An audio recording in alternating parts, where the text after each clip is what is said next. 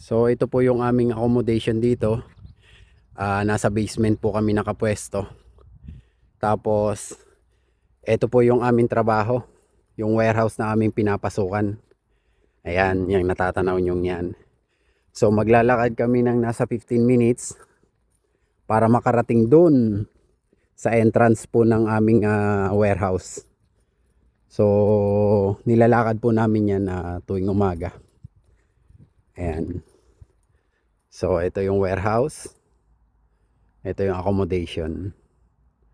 Ayan. Maayos naman yung kalsada na aming nilalakaran. Kaya tsaka safe naman dito. Kaya ayos lang. So thank you so much po sa Lidl Croatia sa pag-aasikaso nyo po sa amin. Napakalaking bagay po sa amin yung ginagawa nyo. Maraming salamat po at napakabuti nyo po sa amin.